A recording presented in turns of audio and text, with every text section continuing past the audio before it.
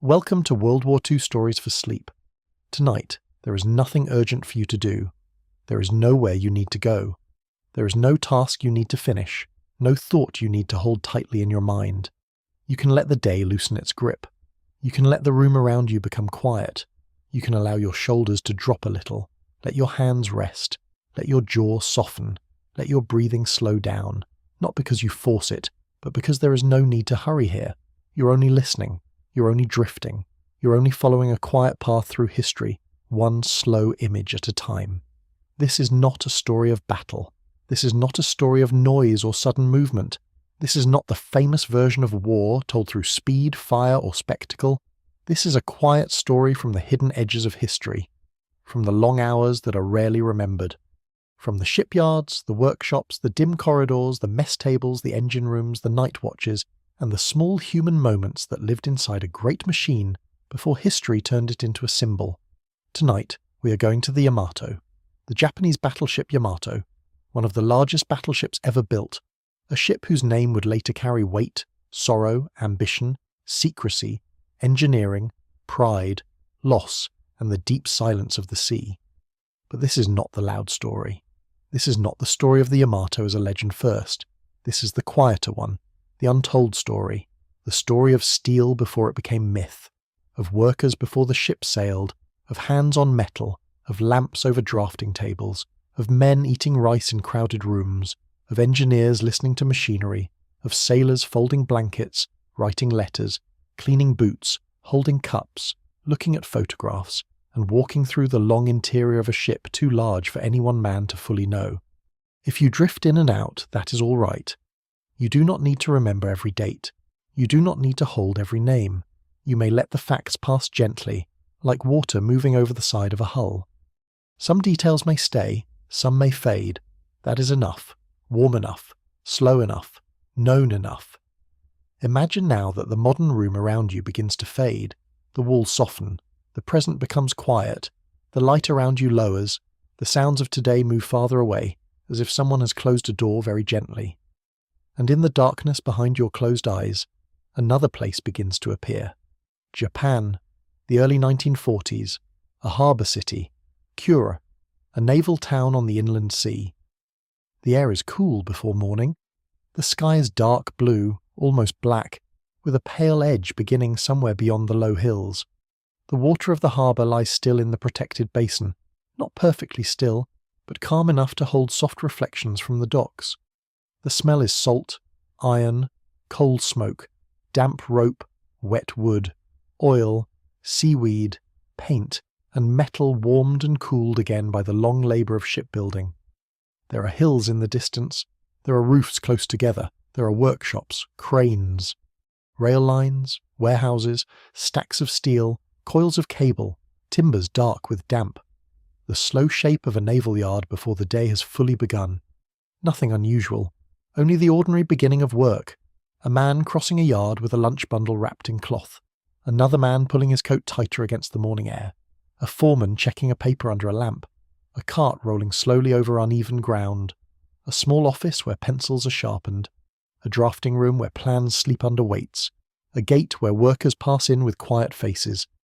The shipyard at Kure was not only a place of machines, it was a place of footsteps, meals, coughs, ink, sweat, orders, weather, deadlines, pride, fatigue, small jokes, small fears, the sound of hammers, the sound of cranes, the sound of steel plates moved into place, the sound of boots on wet boards, the sound of men working around something so large that, while it was still incomplete, it seemed less like a ship and more like a piece of landscape under construction.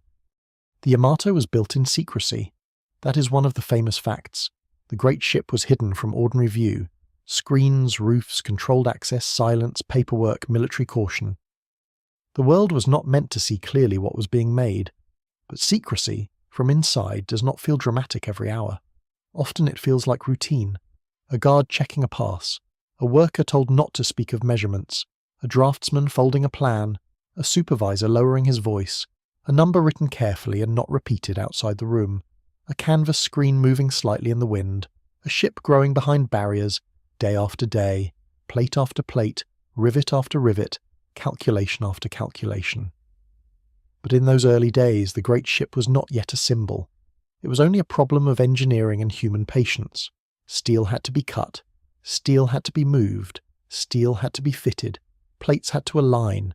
Frames had to rise. Compartments had to take shape. Cables had to be planned. Machinery had to be installed. Men had to climb ladders. Men had to mark lines. Men had to check gauges. Men had to carry tools. Men had to eat, sleep, return, and begin again.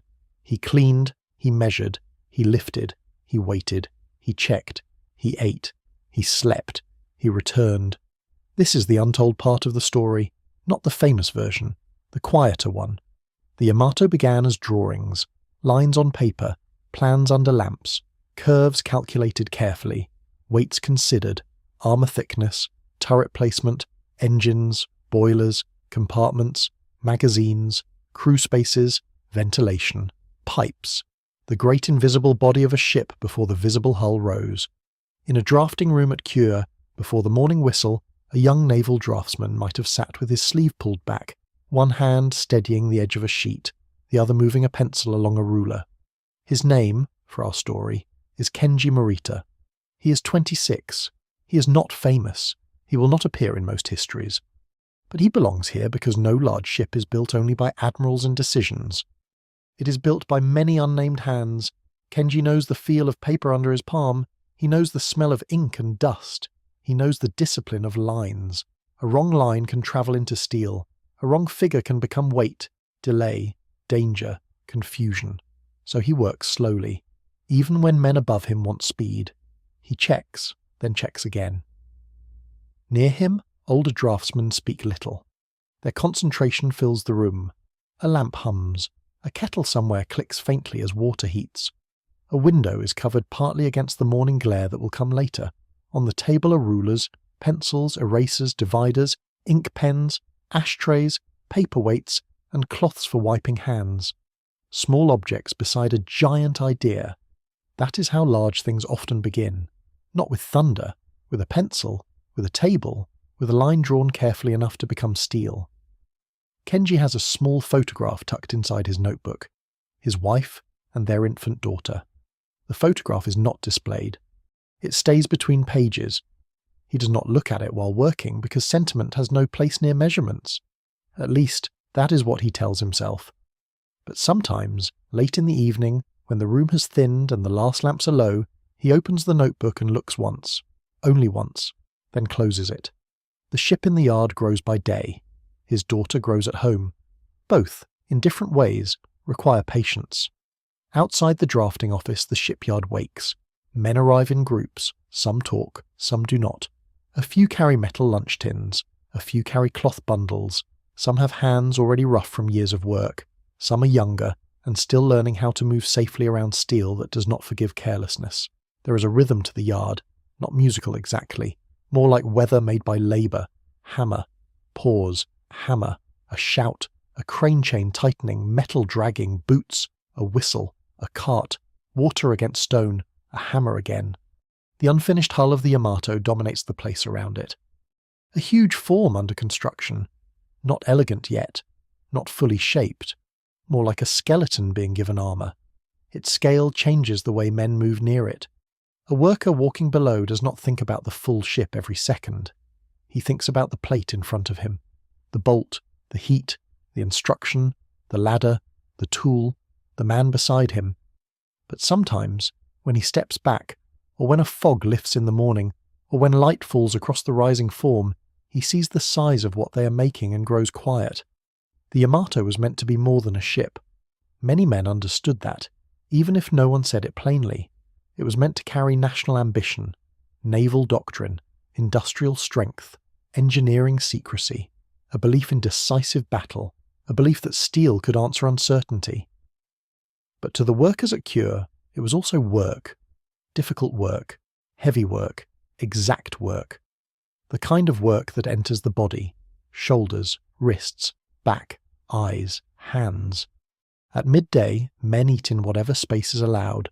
Rice, pickles, tea, fish when available, soup when possible, food carried from home, food eaten quickly, Food eaten slowly by older men who know a pause is part of endurance. A worker named Sato sits near a wall with his lunch on his knees. He's 43. He has worked in shipyards long enough to understand that every large vessel produces two things at once: the ship itself and tired men. Sato unwraps his rice. Beside him, a younger worker named Haru rubs one palm with the thumb of his other hand. A small cut. Nothing serious. Enough to sting. Sato looks at it. Clean it. It is nothing. That is when trouble begins. Haru gets up and finds water. Nothing unusual. Only the ordinary discipline of a shipyard. A small cut cleaned before it becomes more. A tool placed back before it is lost. A measurement repeated before steel is fixed. A plank moved before someone trips. The quiet wisdom of men who know that large disasters often begin in small neglect. The Yamato's construction required secrecy, but secrecy did not make the work silent. Steel is never silent. Cranes complain, plates ring, hammers strike, drills bite, engines move, men call out. The air trembles in sections of the yard. Inside the hull, sounds become strange. A hammer blow echoes differently in a compartment than in open air. A footstep becomes hollow. A voice travels along steel. A dropped tool can sound like a bell. As the ship grows, it begins to make its own acoustics, its own weather of sound. A man inside it can feel both enclosed and exposed, surrounded by metal, open to the sky, not yet afloat, not yet complete. A ship before launch is a place between worlds, not land, not sea, not alive, not dead, only becoming. The sea waits nearby. The sea is older than the yard, older than the war, older than the ship, older than the name Yamato. The sea does not hurry. It receives rivers. It receives rain. It receives ships. It receives wreckage. It receives reflections of dawn. It receives the ashes of empires without changing its nature. In Kure, the inland sea lies protected and quiet compared to the open Pacific. Islands break the horizon. Fishing boats move. Mist sometimes settles in low layers. The water carries ordinary traffic, naval traffic, workboats, supply vessels, and the silent expectation of ships that have not yet entered it. The sea watches the shipyard without judgment. The men build, the sea waits, warm enough, steady enough, known enough. The keel, the frames, the armour, the vast form of the battleship. Each stage makes the Yamato more real, but the ship remains hidden, covered from distant eyes, guarded, measured, official, controlled. This hiddenness gives the ship a strange double life.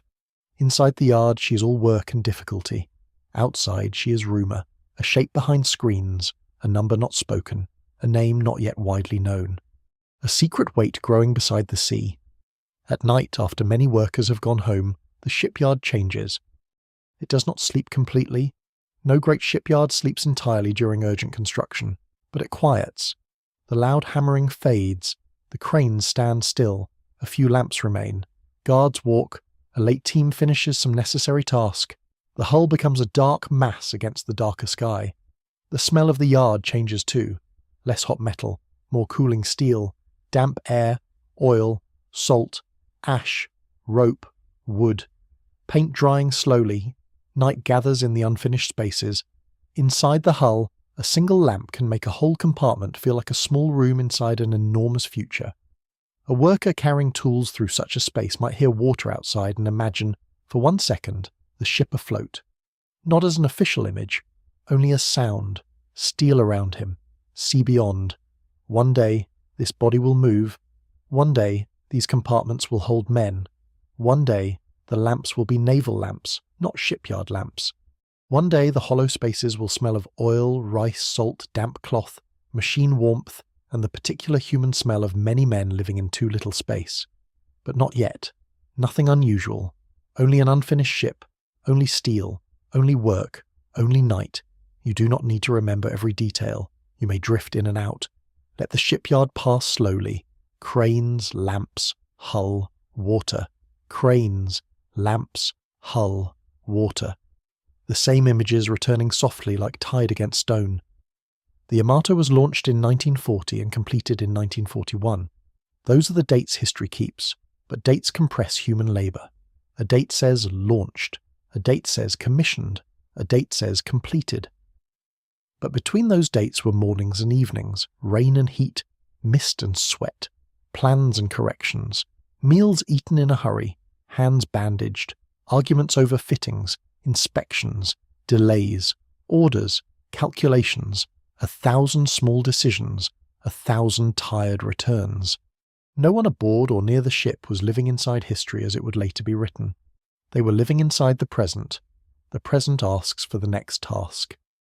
The next line, the next bolt, the next cup of tea, the next form, the next sound of a whistle, the next walk home in the dark. In one office near the yard, Kenji Morita continues working through an evening. The lamp is low, other desks are empty. Outside, the yard is quiet enough that the harbour can be heard. Water, a rope tapping, a distant footstep, a guard's voice. Kenji studies a drawing. There is a figure he does not like, not wrong exactly, only worth checking. He checks it, finds nothing, checks again, still nothing. His eyes ache. He removes his glasses and presses his fingers briefly to the bridge of his nose. Then he opens the notebook. The photograph is there. His wife, his daughter. The baby looks serious, as babies sometimes do, as if already disappointed by the quality of the world's explanations. Kenji smiles quietly, then closes the notebook before the smile becomes too much. He writes one more note beside the drawing. Recheck in morning. This is a form of wisdom. Some problems are not solved by exhaustion. Some lines need daylight. He covers the sheet, turns down the lamp, and leaves. Outside, the hull of the Yamato rises behind screens. Huge, dark, unfinished.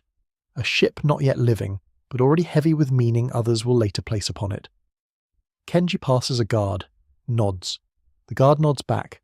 Nothing unusual, only a man going home, only a ship behind him, only the sea in the dark. As months pass, the Yamato takes on more of herself. Armour, decking, turrets, interior spaces, machinery, the immense guns for which she would become known. The details grow inside the scale. A giant ship is not only giant things, it is small things repeated thousands of times. Valves, ladders, switches, hooks, bolts, labels, lockers, handles, pipes, wires, stools, bunks, hooks for clothing, places for cups, places for tools, places for documents, places where men will stand when the ship moves, places where men will wait, places where men will be bored, places where men will be afraid, places where men will pretend not to be, places where men will sleep. The Yamato, before sailing, already contains possible lives. This is the untold part of the story, not the famous version, the quieter one.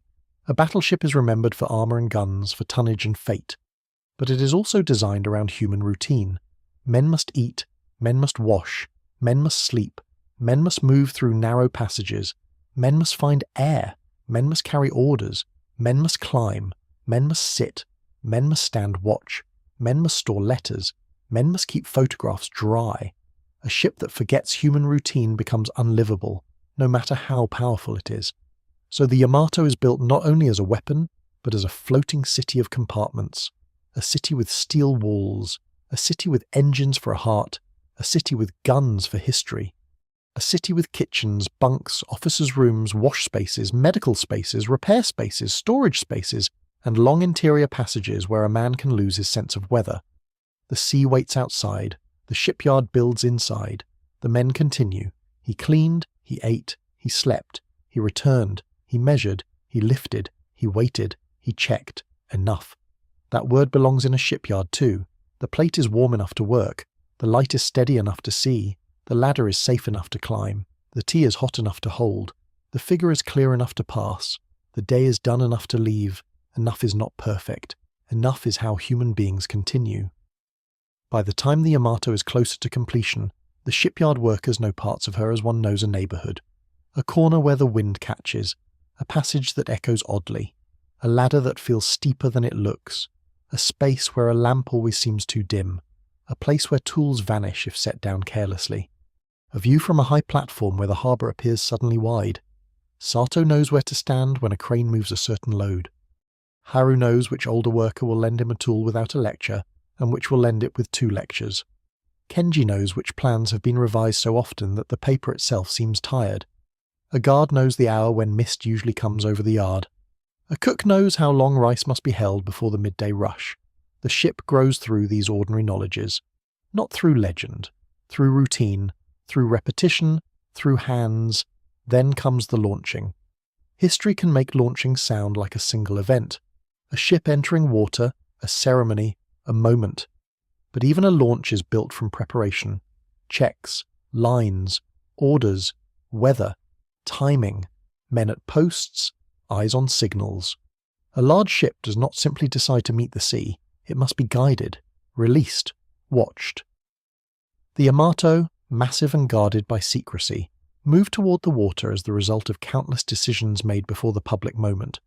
The sea that had waited now received the hull. Not with applause. The sea does not applaud. The sea rises, shifts, accepts weight, changes around the new object. The Yamato entered the water and the water held her. That is all a ship ever asks at first. Hold me, carry me, do not yet test me. For a little while the great battleship was not doomed. It was new, large, incomplete in spirit even if the hull floated, still needing work, still needing systems, crew, testing, habit, familiarity. A ship is not fully born when it touches water. It becomes herself slowly, through trials, through corrections, through the first men learning her sounds, through the engines being listened to, through doors opened and closed, through watches stood, through meals served, through the first night aboard when a sailor hears the hull around him and realizes the ship has a voice. But we are not there yet, not fully, for now the Yamato rests in the harbour after construction. The shipyard remains behind her. The workers continue with other tasks. The sea moves under her. The name begins to gather weight. Yamato. Ancient name. National name. Ship name. History will later speak it with solemnity. But at Kure, in those hours, it is also written on papers, spoken by officers, noted by workers, handled by clerks, part of schedules, part of maintenance, part of secrecy, part of routine. Nothing unusual, only a new great ship entering the long machinery of naval life. If you are still following the story, you do not need to hold every detail. Let the facts pass gently, like landmarks seen through fog. Kure, shipyard, steel, salt, lamps, drafting tables, hidden screens, workers, cranes, hull, water, Yamato. The first phase of the story can rest here. Not at sea yet. Not in her final mission, not in the famous ending, only at the beginning. A ship built in secrecy, a ship made by hands, a ship not yet a legend, a ship still smelling of new paint, oil, hot metal, damp rope, wood, salt, and work. The men leave the yard at evening. The lamps turn low, the cranes stand still, the harbour darkens, the sea moves quietly against the new hull. Somewhere, Kenji Morita walks home with rolled papers under his arm, and his daughter's photograph in his notebook. Somewhere, Sato washes metal dust from his hands. Somewhere, Haru cleans the small cut on his palm. Somewhere, a guard watches the screens move slightly in the night wind. And beyond them all, the Yamato rests. Large enough to seem impossible, still enough to seem peaceful, known enough to those who built her, unknown enough to the world outside. The sea is calm, the harbour is dark, the shipyard is quiet. The name has begun, Yamato, not yet doomed in the minds of the men who shaped her, not yet remembered as a wreck, not yet the final image, only steel at rest, only water beneath, only a great ship at the edge of her own long story. The Yamato did not become a legend the day she touched the water. A ship does not become herself all at once, not even a ship as large as Yamato. First, she had to be learned, by officers, by engineers, by cooks, by signalmen, by gunners, by clerks, by lookouts, by mechanics, by men who had never before served on anything so large. A ship, when new, is a place full of questions. Where does this passage lead? Which ladder is fastest? Which hatch sticks? Which compartment smells of paint longer than the others? Which bulkhead sweats in humid weather? Which corner of the mess is warmest? Which pipe knocks softly when the engines settle? Which sleeping space is least disturbed by footsteps? Which officer wants reports folded exactly? which cook adds too much salt, which door should never be left unsecured, which deck is slippery after rain, which sound means nothing unusual, which sound means someone should get up at once. The men of the Yamato learned these things slowly, not from diagrams alone, from walking, touching, waiting, bumping a shoulder in a narrow place, carrying a bowl of rice through a passage that turned more sharply than expected, taking the wrong ladder and arriving somewhere one deck too low, hearing the engines through steel, feeling the ship move underfoot, learning where air was fresh enough, where heat gathered, where voices echoed, where a man could stand for one quiet breath before duty found him again. This is the untold part of the story, not the famous version, the quieter one. The Yamato is a place. The Yamato is a floating city. The Yamato is steel arranged around human routine. By the time she entered service in December 1941, the ship was no longer only a secret in the yard. She had a crew, a pulse, a schedule, a smell, 1,000 habits beginning to form inside her. History would later speak of displacement, armour, guns, speed, strategy, and fate. Those things matter. But no man aboard lived inside a statistic. He lived inside a compartment, a bunk, a mess line, a watch schedule, a hot engine space, a narrow passage, a letter from home, a pair of boots that never dried quickly enough, a cup that belonged to him because he had used it long enough, a small photograph wrapped in cloth, a blanket folded at the end of a sleeping space, a pencil stub, a towel, a packet of cigarettes, a lucky charm, a spoon, a little object that said, quietly, "This is mine, even here." The Yamato carried thousands of men. Numbers vary by period and mission, but in her life she was home to a vast crew, and in her final days roughly 2,700 men were aboard. But numbers can become too large to feel. So imagine one man, then another, a cook rinsing a pot, an engineer wiping sweat from his neck, a lookout blinking into wind, a young sailor folding a blanket with more care than he shows in conversation, a signalman checking flags, a clerk writing a name, a gun crewman cleaning metal he may never truly understand as separate from his own fate, a medic counting supplies, a petty officer inspecting a passage, a man in a quiet corner reading the same letter for the third time, a man who has learned to sleep through machinery, a man who cannot, a man who writes home cheerfully, a man who writes nothing because cheerfulness feels false and truth feels too heavy. The ship smelled of oil, paint, rice, salt, damp cloth, machine warmth, and the particular human smell of many men living in too little space. It smelled different in different places. Near the mess it was rice, soup, tea, steam, metal bowls, damp sleeves, and tired appetite. Near the engine spaces it was oil, heat, grease, metal, sweat, and warm air pushed through ventilation. Near the upper decks it was salt, paint, rope, rain, sun-warmed steel, and wind.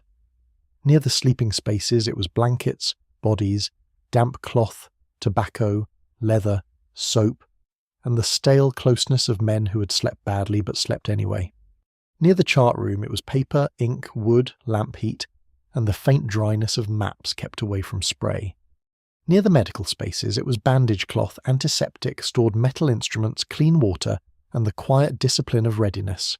A great ship is many smells held together by steel. It is also many temperatures.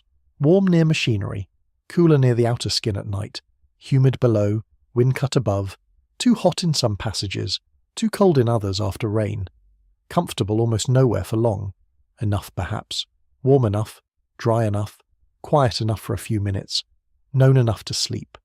The men did not need perfection. Ships do not offer perfection. They offer routine. Routine becomes comfort when a man is far from home. Morning aboard Yamato did not begin the same for everyone.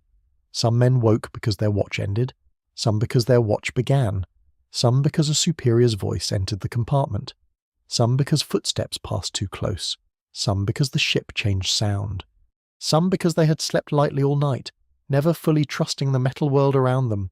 The sleeping areas were crowded, not always chaotic, but close. A man learned to fold himself into space, to keep his belongings contained, to sleep with noise, to wake without complaint when another man needed to pass, to identify people by the sound of their movements, a cough, a boot, a muttered phrase, a way of climbing down, a way of folding cloth. Men carried their home habits into the ship and slowly had them reshaped by steel. One sailor, whom we will call Taro Nishimura, kept a small cloth packet tied with string beneath his folded blanket. Inside was a photograph of his parents, a temple charm, and a pressed leaf from a place near his childhood home. He did not show the packet often, not because it was secret, because some things lose shape if handled too publicly. Taro was 19. He had a narrow face, serious eyes, and a habit of polishing small metal pieces longer than required. Older sailors noticed this and made comments, not cruel ones.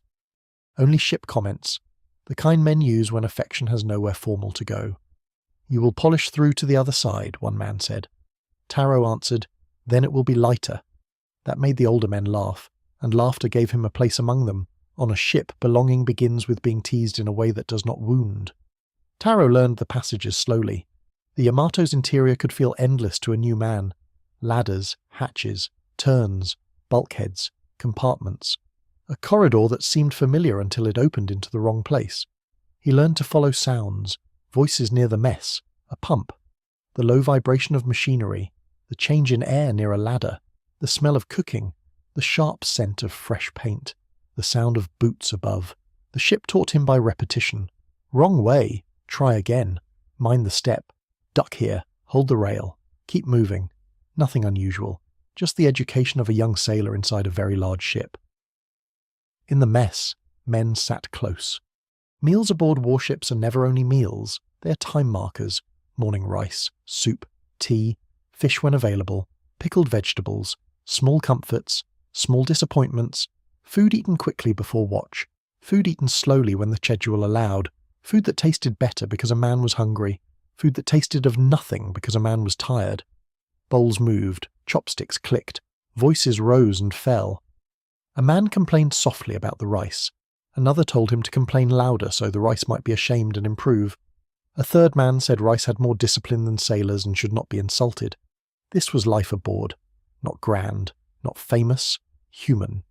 The men cleaned, they ate, they slept, they waited, they stood watch, they returned, they cleaned again. The mess smelled of steam, rice, tea, fish, soy, metal, damp cloth, and many men trying to become warm enough before returning to duty. A cup could become precious there, not because it was fine, because it was familiar. A small chipped cup, a metal cup, a cup with a mark near the rim, a cup that held tea too hot at first and then exactly right for 3 breaths before becoming ordinary. A man could wrap both hands around it and feel, briefly, that something in the world was simple. Heat, hands, drink, pause, enough. If you are still following the story, you do not need to hold every detail. You may drift in and out. Let the ship become a slow set of rooms, mess room, sleeping space, engine room, chart room, signal bridge, deck, passage, mess room again. The same spaces returning like a tide. The engine spaces were another world, deeper, hotter, less forgiving. Men there learned the language of machinery not as theory, but as survival. A change in vibration, a smell, a rhythm, a knock, a pressure reading, a warmth where warmth should not be. A small irregularity that might mean nothing. A small irregularity that might mean everything. Engineers and stokers worked inside heat that seemed to come from every direction. From machinery, from pipes, from the enclosed air, from the ship's own effort. Their clothing clung. Hands grew dark with oil. Faces shone. A man wiped his forehead and left a streak across his skin. Another leaned close to hear a sound beneath a greater sound. Another checked a gauge, tapped it once, then checked again because trust aboard ship is practical, not sentimental. The engines gave the Yamato a heartbeat. A heavy one. Deep, steady. Felt through decks and soles. A man sleeping above might not notice it after weeks aboard, until it changed or stopped. Then the absence itself would wake him. Machinery becomes part of the body when one lives with it long enough. The ship breathes through vents, pulses through shafts, murmurs through pipes, rattles softly in corners, ticks as metal changes temperature, complains in weather, settles at anchor, answers the sea. An engineer named Ito had worked on smaller vessels before Yamato. He was in his 30s, compact, calm, and rarely impressed. He did not speak loudly because the engine spaces were loud enough. You had to lean closer to hear him, and because men leaned closer, they listened better. Ito carried a rag tucked into his belt and a pencil behind one ear. The pencil was never sharp enough. He complained about this often, but never replaced it until it was almost too small to hold. Ito believed machines told the truth more often than men. Not because machines were noble, because machines did not bother pretending. If something was misaligned, it showed in vibration. If oil was wrong, it showed in heat. If pressure shifted, the gauge knew before pride did. Ito trusted gauges.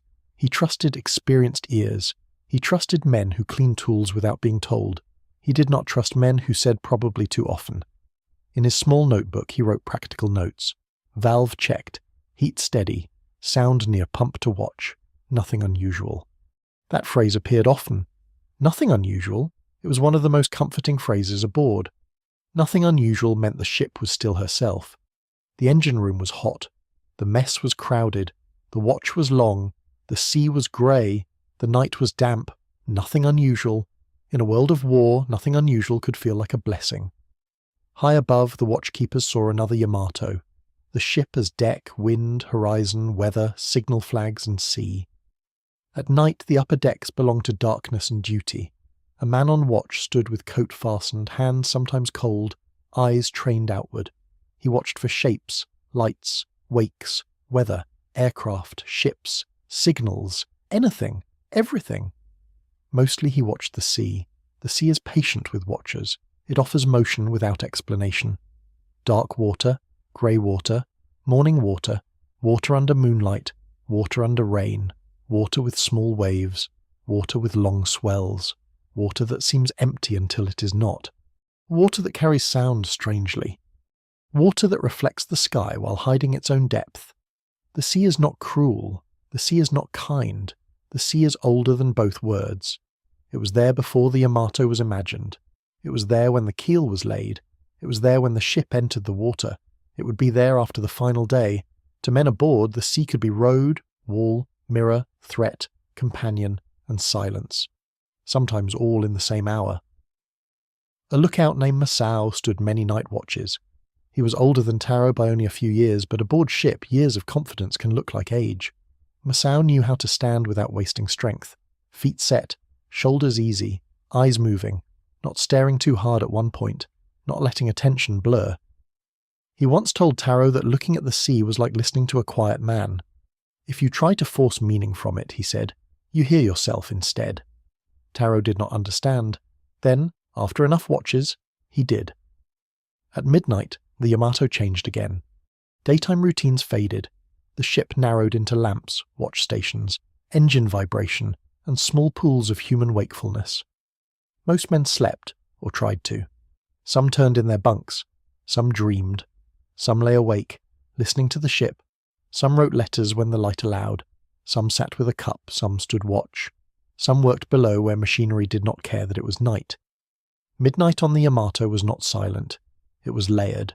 The deep engine sound, water along the hull, a footstep in a passage, a low voice, a hatch closing carefully, a pipe ticking, a lamp humming, a man coughing once, a distant clang softened by steel. The ship did not sleep. It only lowered its voice. This is why the title of tonight's journey belongs to midnight. Midnight on the Yamato. Not because everything happened then, but because midnight reveals the hidden life of a ship. The famous story waits elsewhere. The quiet one lives here, in the hours when men are half asleep, when the sea is dark, when the ship's size becomes less visible but more felt, when a sailor touches a photograph before folding it away, when an engineer checks a gauge under low light, when a cook rinses a pot for morning, when a watchkeeper looks out and sees nothing unusual, when the whole ship seems to move through time as much as through water. You do not need to remember every passage. You may let the ship pass around you. Let the Yamato become a slow interior, a corridor of steel, a warm mess room, a deep engine space, a chart table under a lamp, a deck under stars, a bunk with a folded blanket, a cup held in both hands, a photograph hidden in cloth. Enough. The chart room had its own kind of quiet. not the quiet of sleep, the quiet of attention. Charts spread on a table, dividers, pencils, rulers, lamps shaded carefully, officers and navigation staff reading the sea as lines and numbers, position, course, distance, depth, weather, time. The sea outside was vast, but on the chart it became paper. Coastlines, depth markings, routes, small written figures. Human beings need maps because the world is too large to hold all at once. But every map is also a simplification. A line across water looks clean. The ship travelling it does not.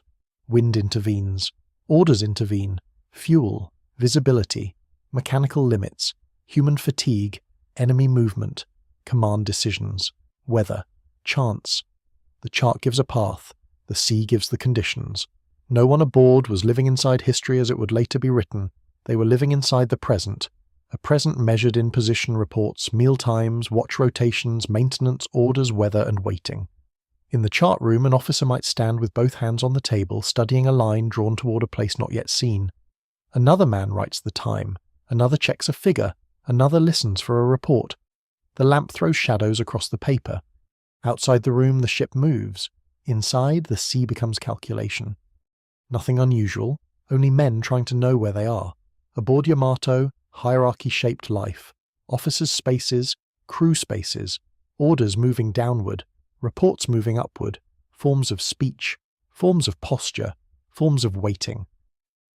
But beneath hierarchy, the ship made everyone dependent. A great vessel cannot move because one rank wills it. It moves because cooks cook, engineers maintain, lookouts watch, signalmen signal, cleaners clean, clerks write, gunners train, medics prepare, officers decide, and thousands of ordinary tasks continue. He cleaned, he ate, he slept, he waited, he reported, he checked, he carried, he watched. The repetition was not empty, it was the ship's life. A young sailor might resent cleaning a passage that would be dirty again by evening. An older man might say, "Clean it anyway." Not because cleanliness is decoration, because cleaning makes a man see. A loose fitting, a leak, a crack, a misplaced object. A stain that should not be there, a deck too slippery. Routine reveals what drama misses. The Yamato's daily life was full of such seeing. The small things that kept the great ship functioning. A towel hung where it should dry, a pipe checked, a hatch secured, a boot moved from a passage, a bowl stacked, a lamp trimmed, a report filed, a tool returned, a bunk folded. Nothing unusual. Nothing unusual. The phrase repeats because ship life repeats. The repetition is part of sleep. It is also part of truth. Between duties, men spoke of home, not always directly. Home can be too sharp a subject if handled carelessly. They spoke around it. A town's weather, a mother's cooking, a younger brother's foolishness, a wife's handwriting, a child's new word, a field, a street, a train station, a festival, a temple bell, a river, a mountain road. Someone mentioned a village near snow. Someone mentioned summer insects. Someone mentioned a shop where sweets had once been cheap and now were not. Someone said his father would complain about the ship's tea. Another man said fathers complain because they fear silence more. That ended the conversation for a while. Private things appeared in fragments. A man did not always say, "I miss home." He said, "The rice was different where I grew up." He did not say, "I am afraid." He said, "The sea is too quiet tonight." He did not say, "I hope I live." He said, "I should write tomorrow." The Yamato held these indirect sentences. Steel can carry many kinds of weight. Letters aboard ship were written in corners, at tables, on bunks, beside lamps, whenever time and privacy could be found. A sailor named Kobayashi wrote to his sister using a pencil so short he had to hold it carefully. He described the ship only in permitted ways, large, busy, difficult. He did not describe what secrecy forbade. He did not describe what would worry her. He wrote that he was eating well enough, sleeping enough, working enough, enough, enough, enough. The word did more work than he knew. He told her to help their mother with the winter repairs.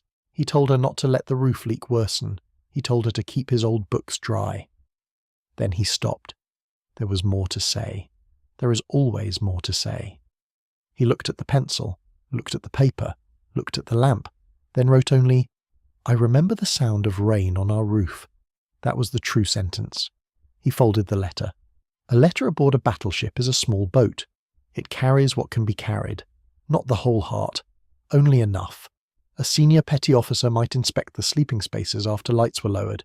He walks slowly, not to disturb, to know. A blanket half fallen, a man restless, a leak near a pipe, a lamp too bright, a passage blocked, a smell that should be checked. Men in charge of small spaces learn the moral value of noticing, not grand command, small command. The kind that says, move that, check that, sleep while you can, eat now, clean this, write clearly.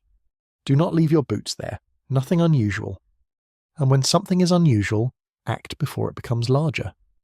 The Yamato's crew lived within a strange contradiction. They served aboard one of the most powerful battleships ever made, and most of their hours were ordinary. This is true of many instruments of war. History remembers their decisive moments. The people inside remember waiting, maintenance, food, heat, boredom, training, cleaning, inspection, the slow passage of days. The ship's great guns were there, enormous and famous, but a sailor could pass days thinking more about laundry, watch schedules and sleep than about naval destiny. This does not make the ship smaller. It makes the men real. But this is the untold part of the story, not the famous version, the quieter one. A battleship's power may be measured in guns and armour. Its life is measured in meals, watches, repairs, letters and sleep. The great main turrets were unlike anything most men had ever seen. Massive, purposeful, heavy with design. Inside and around them, crews trained, maintained, learned sequences, checked mechanisms, followed orders, repeated procedures. The work around such guns could become almost ritual. Clean, inspect, prepare, check, secure, report. Men do not need to glorify a weapon to become skilled around it. Skill is often quieter than belief. A man can learn the steps because steps must be learned, because others depend on him, because error can harm men near him before it ever touches an enemy, because discipline is sometimes simply care under another name. On deck, under open sky, the Yamato could seem almost calm when weather was gentle. Grey steel, wide surfaces, wind over railings, the great guns silent, the sea moving past, men crossing from one duty to another, a flag shifting, a gull far behind in harbour.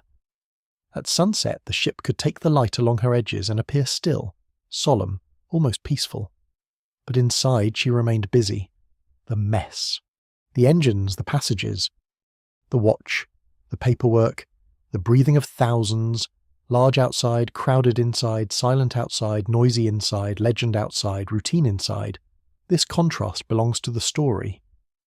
When Yamato was in harbour, there were other rhythms, supplies, inspections, repairs, training, liberty for some, restrictions for others, the smell of land reaching the ship, harbour water against the hull, small boats coming alongside, men looking towards shore with complicated expressions. A harbour can comfort and torment at once. Land is near, home is not. A man can see lights and still be far away. In harbour, Taro sometimes stood where he could see the hills. He did not speak much when looking.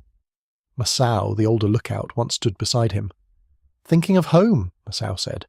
It was not a question. Taro answered, "Thinking of trees." Masao nodded as if this made complete sense. On a ship, trees can become exotic. Soil, leaves, dust roads, a gate, a field. The smell of cooking from a house. Things once ordinary become almost dreamlike after enough time surrounded by steel and water. Taro asked, "Do you get used to it?" "To the ship?" Masao looked at the deck. "You get used to parts of it." "Which parts?" "The parts that repeat. And the rest. The rest waits." Taro did not understand then. Later he would. Aboard Yamato, repetition made the ship livable, but the larger reality always waited around it. The war, the Pacific, orders, losses elsewhere, changes in strategy, rumours, silences, news that came late, news that came incomplete. Men heard things, men guessed things, men learned not to say every guess aloud.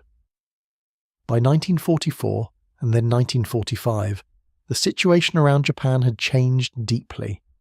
But in the daily life of a ship, even large changes entered through small channels. A new order, a tighter restriction, a different tone in an officer's voice, a missing ship not mentioned in the usual way, fuel concerns, air threat training adjusted, letters delayed, food changed, more maintenance, more waiting. The Yamato remained powerful, but power does not erase uncertainty. A man can stand on a giant battleship and still feel the world narrowing. This feeling did not arrive all at once, it gathered like weather. A conversation stopped when someone entered. A report read quietly, a glance between officers, a sailor noticing that jokes had grown shorter, a cook stretching supplies more carefully, an engineer listening longer to machinery because repair parts were not always easy, a man on watch staring at the sky more often. The ship continued. Nothing unusual, but the meaning of nothing unusual shifted. Earlier, it meant routine. Later, it could mean only that uncertainty had not yet become visible. If you're still awake, you do not need to keep every year in order. Let the dates pass softly. 1941, 1942, 1943, 1944, early 1945. A great ship moving through a war that changed around her. A crew living day by day inside steel. A sea older than every plane. The Yamato's life aboard was never only one mood. There was discipline, boredom, pride, fatigue, irritation, humour, homesickness, fear, routine. Men complained, men laughed, men worked, men repeated orders, men found tiny comforts where they could. A better cup of tea, a dry blanket, a letter received, a breeze on deck, a quiet watch with nothing unusual, a bowl of rice warm enough, a lamp steady enough, a passage known enough in the dark. Enough. Enough is a powerful word aboard ship. In a small corner near a passage, one sailor kept a pencil mark on the inside of a locker door. Not a forbidden mark, only a tiny line he made after each letter received from home. 3 lines, then 4, then none for a long time. He did not erase them. A mark can become a calendar when official dates do not help. Another man kept a photograph tucked behind a folded cloth. Another kept a smooth stone from a river. Another kept a strip of fabric. Another kept nothing visible, but touched the inside of his sleeve when thinking of home. Personal objects aboard a warship are small acts of resistance against becoming only a function. A man may be assigned a duty. He may wear a uniform. He may follow orders. But his cup, his photograph, his blanket fold, his pencil, his charm, his boots by the bunk, remind him that he is also himself. This is why we name the objects. Cup, blanket, lamp, pencil, photo, boots, rice bowl, towel, notebook, charm, string. The objects are small. The ship is large. Both are true. At night, when the ship moved through dark water, the objects became more important. A lamp swinging slightly. A cup set carefully so it would not slide. A blanket pulled closer. A photograph returned to cloth. Boots placed where feet could find them quickly. A pencil tucked into a notebook before sleep. The ship moved. The sea moved. Men tried to sleep within motion. Some nights were calm enough, some nights were not. When the sea was gentle, water brushed the hull with a sound almost like breath. When weather rose, the ship answered in deeper tones. Steel flexed, objects shifted, men slept lighter. The sea reminded everyone that no matter how large Yamato was, she was still a ship.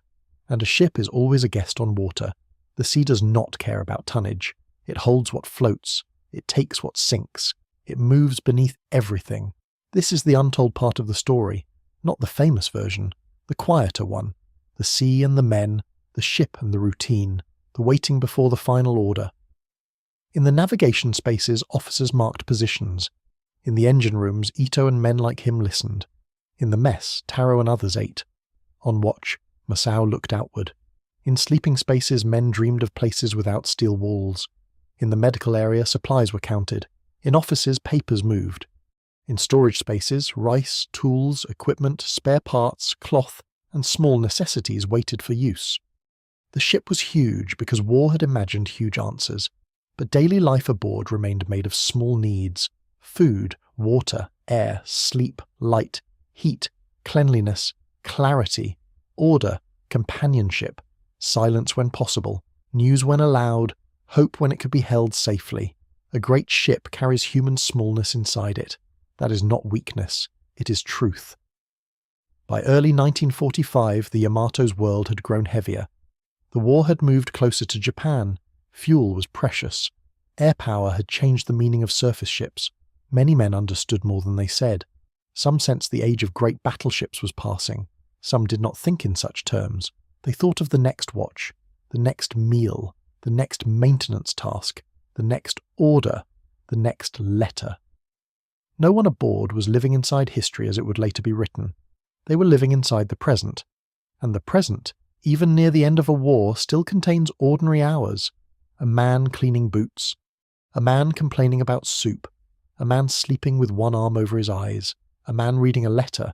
A man retying a bundle. A man looking at the sea. A man hearing nothing unusual and feeling grateful. The Yamato held all of this. Power and waiting. Steel and cloth. Orders and jokes. Machinery and sleep. Empire and homesickness. The enormous and the private. At midnight the ship could seem almost timeless. Dark sea outside. Lamps inside. Engines low. Passages quiet. A watchkeeper shifting his weight. An engineer bending over a gauge. A cook preparing for morning. A young sailor awake in his bunk listening to the ship breathe. Midnight on the Yamato. The name moves softly now, not as an explosion, not as a headline, as a ship in the dark, a ship full of men, a ship still moving through ordinary hours before the final voyage. If you are drifting now, that is enough. You can let the rooms pass one by one. The mess fades, the engine room fades. The chart room fades, the sleeping space fades. The deck fades, the sea remains, dark, patient, ancient. The ship moves across it, the men continue, they cleaned, they ate, they slept, they waited, they watched, they wrote, they returned to duty. Nothing unusual, nothing unusual. For now, the Yamato is not yet on her last mission. For now, she is still a world of steel and breath. A floating city under orders not yet final. A place where men live inside routine because routine is what they have. The ship smells of oil, paint, rice, salt, damp cloth, machine warmth, and many lives held close together. The lamps are low, the engines are steady, the sea is dark, the watch is set, the cups are stored, the blankets are folded, the photographs are hidden, the pencils are tucked away, the boots wait beside bunks, and somewhere deep inside the ship, a man hears the machinery continue and thinks, for a moment, that this sound is enough to sleep by, warm enough, steady enough, known enough. The Yamato moves through the night. The sea receives her weight. The men breathe within her, and the famous final story waits beyond the next horizon. By the spring of 1945, the Yamato was no longer only a great battleship moving through ordinary naval routine.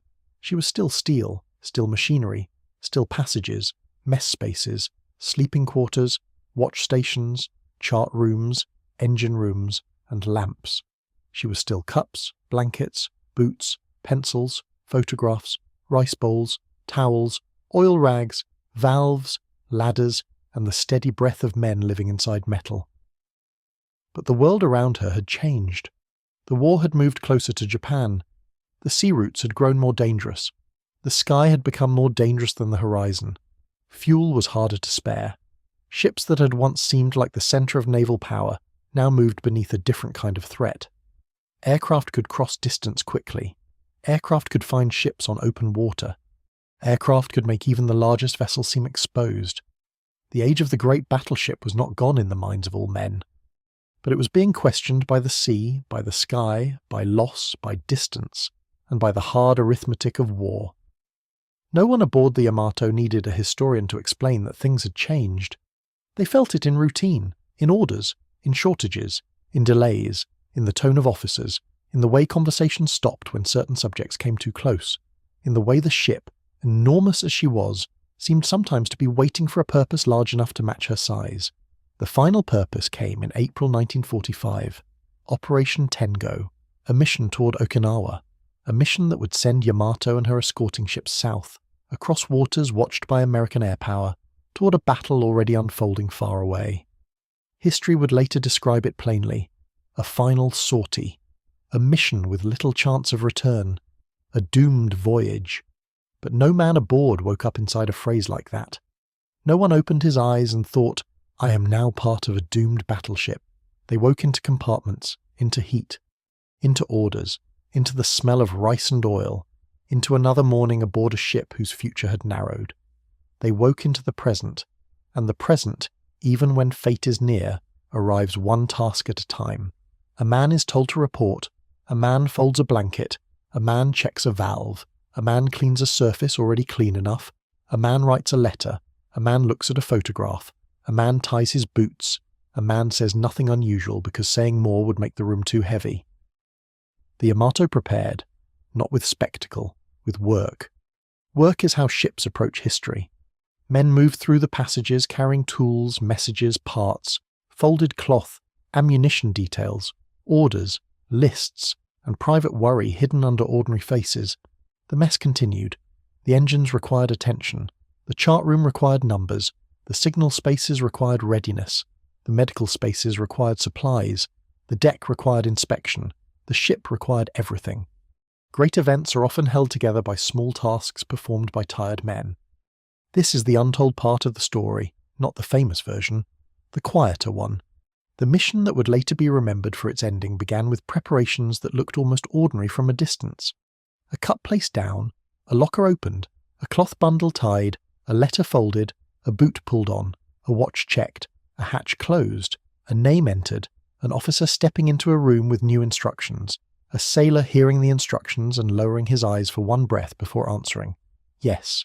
The order moved through the ship, not as one single wave, as many smaller waves. Officers first, then divisions, then petty officers, then men. The news changed shape as it travelled. Official at the top, practical in the middle, personal at the bottom. In the chart room, the route toward Okinawa became a line on paper. A line can be drawn quietly.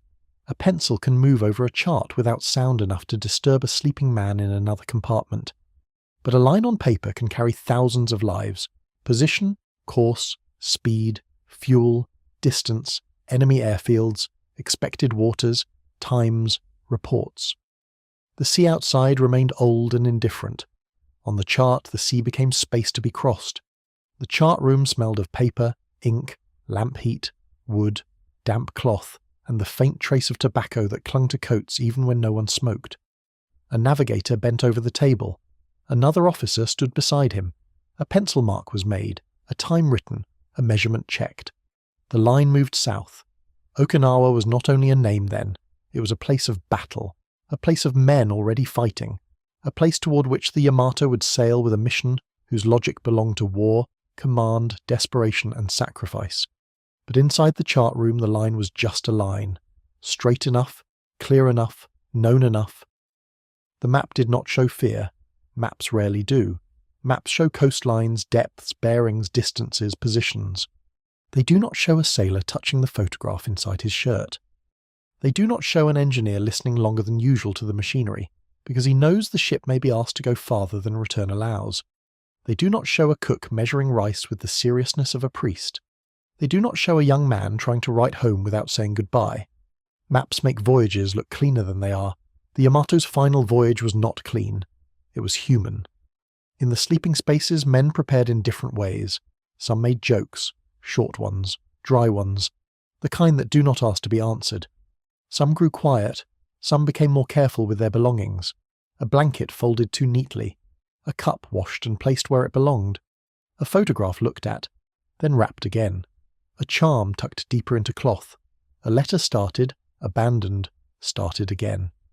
A man sitting on the edge of his bunk with both hands resting on his knees. Nothing unusual, only the body preparing before the mind has found words. Taro Nishimura, the young sailor with the cloth packet, opened his locker and looked at the few things inside. Not much. No sailor had much private space aboard a warship. A folded garment, a towel, a cup, a small writing set, a cloth packet, a spare pair of socks, a letter from home, opened many times. He took out the cloth packet and untied it. Inside, the photograph of his parents had softened at the edges. The temple charm remained intact. The pressed leaf had become fragile, too fragile to touch directly. He looked at it for only a few seconds. The leaf had once been green. Now it was brown, flattened, delicate. A piece of land carried into a world of steel and water.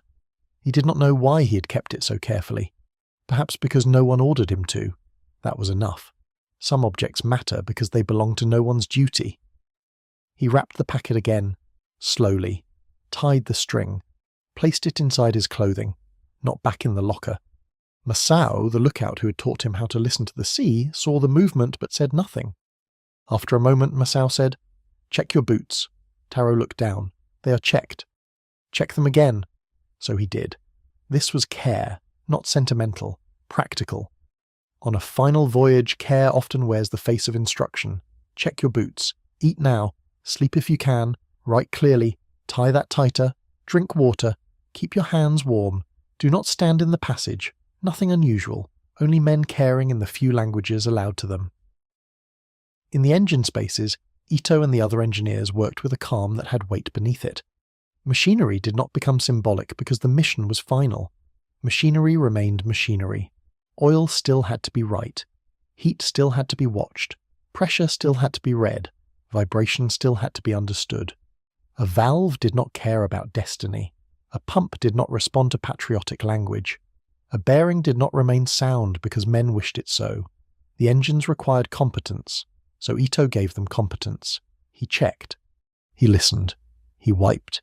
He wrote. He leaned close to a gauge. He frowned. He checked again.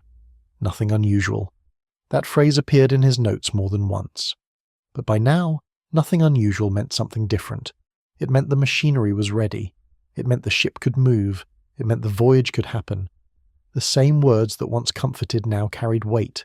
Nothing unusual. The engines will answer. The ship can go. The sea is waiting. In the mess, food was prepared. Men still needed to eat. This fact can feel almost strange near the end of a story, but bodies do not stop needing food because history approaches. Rice was served, soup, tea, small portions, whatever could be given. The mess smelled of steam, rice, salt, warm metal, damp cloth, and human closeness. Men ate quietly, some quickly, some slowly, a few with appetite, many without. A cook moved among the pots with a face that seemed stern enough to hold the room together. He had no speech to give. He gave food. Food is one of the oldest forms of courage. A bowl placed in front of a man, a cup filled, a hand saying, "Take this, because the next hour is not yet here." Kobayashi, the sailor with the short pencil, sat near the edge of the mess with a half-written letter folded in his pocket. He had tried to write earlier. "Dear sister, the weather is changing, and I hope the roof has been repaired." That was all he had managed. The roof. Again. The ordinary image would not leave him. A roof at home, rain on tiles, his sister carrying water, his mother complaining that men built things badly unless watched. He wanted to say, "I am going somewhere." He wanted to say, "Do not wait for details." He wanted to say, "I remember the rain." Instead, he had written about the roof. Maybe that was enough.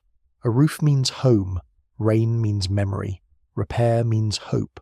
Letters can carry more than they say. He ate half his rice and pushed the bowl slightly away. The man beside him pushed it back. "Eat." "I am not hungry." "Eat anyway." He ate. Nothing unusual. Only a man being kept alive by another man's insistence. If you are still following the story, you do not need to hold every detail. Let the facts pass gently, like landmarks seen through fog. April 1945, Operation Tengo, Yamato, Okinawa, a final mission, a ship preparing, men eating, men writing, men checking boots, men listening to machinery.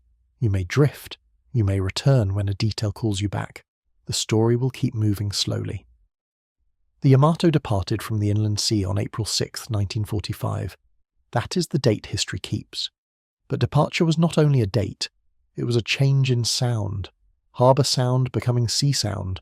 Lines handled, orders passed, engines deepening, water moving differently along the hull, escorts forming, men at stations, men below, men above. The ship leaving the relative shelter of familiar waters. The inland sea had its own character, island shapes, narrow passages, protected water, fishing boats in other times, mist in the morning, coastlines close enough to make a man think of land even when he stood on steel. As Yamato moved, the land did not vanish at once. It withdrew. Hills shifted position. Harbour structures fell behind. Shore became line, line became shadow, shadow became memory. For men who watched from deck, the departure may have felt quiet in a way that made it heavier. No great music, no glorious certainty, only engines, water, orders, wind, a coastline becoming less distinct. A man can leave a harbour many times, but some departures announce themselves inside the body. Taro stood where he was assigned, not free to simply watch. But when he could, he looked toward land. A low line, grey-green, fading. Masao stood near him for a moment. "Do not stare too hard," Masao said. "Why?" "It does not bring it closer." Taro lowered his eyes. Masao looked out too, for longer than his own advice allowed. No one corrected him. The sea opened. The Yamato moved south. The engines continued. In the engine spaces, the departure was felt as work. More vibration, more heat, more attention. The ship's motion passed through the body differently underway. At anchor, a ship has sounds of waiting. Underway, she has sounds of intention. Ito listened. The engines were steady, heavy, powerful, familiar enough. He wrote notes, nothing unusual. He wiped sweat from his jaw. A younger engineer asked whether he thought the sea would be rough. Ito looked at the gauge. The sea will be the sea. This was not wisdom. It was all he could honestly say. The sea would be the sea. Vast, indifferent, older than mission orders, older than flags, older than the Yamato. It would receive the ship's movement as it received all movement, without promise. The first hours of the voyage passed through routine. A ship does not stop being a ship because the mission is final. Watches must be kept, meals must be prepared. Machinery must be watched, signals must be read, weather must be observed, courses must be maintained, men must move through passages without blocking them, hatches must be secured, reports must be given, the decks must be checked, the sky must be watched. He cleaned, he ate, he waited, he watched, he reported, he checked, he returned. The repetition continued, but now it carried an undercurrent. Everyone aboard understood something, not always the whole, not always officially spoken in the same words, but enough to make conversations lower, enough to make letters harder, enough to make small kindnesses more visible, enough to make a cup of tea held in both hands feel like an entire room of warmth. Enough. There was a particular stillness in men who knew that return was uncertain, not a lack of motion. The ship was full of motion. But beneath the motion, something settled. A man stopped wasting words. Another became gentle with a younger sailor. A third grew irritable because gentleness was too difficult. A fourth cleaned the same tool repeatedly. A fifth slept whenever given the chance, as if sleep could be stored against the future. No one response was pure. People do not become simple because history is near. They become more themselves, and sometimes less. At the chart table, the line toward Okinawa remained. Positions were marked, reports came, orders moved. The chart room lamp glowed over paper. The ship moved across water that looked blank on the page but never felt blank under the hull. Wind changed, clouds gathered, visibility shifted. The sea became grey, then darker grey. Low clouds pressed over the horizon. The weather was not dramatic. It did not need to be. A muted sky can carry more weight than a storm. Grey water, grey air, a ship of grey steel, men in dark uniforms, white wake, low voices, the horizon like a closed door. History would later remember only the final hours. But before those hours there were ordinary ones. Hours of watch, of waiting, of the slow movement of a great ship towards something no one could yet see clearly. This is the part that often disappears. The hours before, the hours when nothing unusual has yet happened, the hours when a man stands watch and sees only sea, the hours when the engines continue, the hours when rice is served, the hours when a photograph is touched and put away, the hours when a sailor lies in his bunk but does not sleep, the hours when a chief checks a passage and finds it clear, the hours when an engineer hears the same steady vibration and knows the ship is still moving, the hours when the sea has not yet taken anything, but already seems to know it will be asked to. On deck, Masao watched the horizon. The sky was low, the sea was steady enough. Wind moved across the exposed surfaces. Spray sometimes reached the rail. The Yamato's size made the sea seem smaller than it was, but only for a while. No ship, however large, can reduce the sea for long. Masao's eyes moved slowly. He did not stare in one place too long. Sky, horizon, water, cloud. Nothing unusual. Sky, horizon, water, cloud. Nothing unusual. Taro nearby learned by watching him. The younger man's attention moved too quickly at first. Masao said, "Slow." Taro slowed. Again. Taro looked. Sky, horizon, water, cloud. The mind wants events. The watch requires patience. Most of a watch is seeing nothing and remaining ready to see. This is difficult. It looks easy to those who do not do it. It is not. A man watching an empty horizon must keep himself awake inside emptiness. The sea does not entertain him. The sea moves, that is all. The watchkeeper must bring the discipline. Below, the mess served another meal. The timing mattered. A ship's internal clock continues even when history has bent around it. Men came in, ate, left. Some spoke, some did not. A bowl in one hand. Chopsticks, tea, steam, the smell of rice and damp wool. The motion of the ship underfoot. A man who had been silent for hours suddenly complained about the soup. Another man answered that complaining proved the soup had done its duty. A small laugh moved through the table. It did not last long. It did not need to. A brief laugh can be enough. Warm enough, human enough, known enough. Kobayashi took out his letter again after eating. He added one line. "I remember the sound of rain on our roof."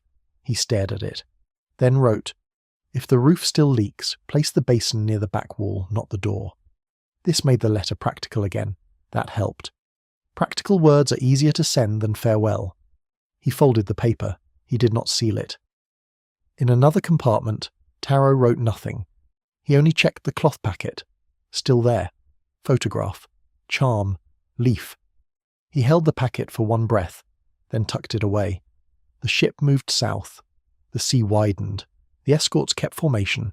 The air above the water remained watched. The men aboard knew the danger from the sky. By 1945, no one serving at sea could ignore aircraft. The old image of battleships deciding the sea by gunfire alone had been changed by years of war. Air power had become a shadow over every surface ship. A lookout did not only watch the horizon, he watched the sky.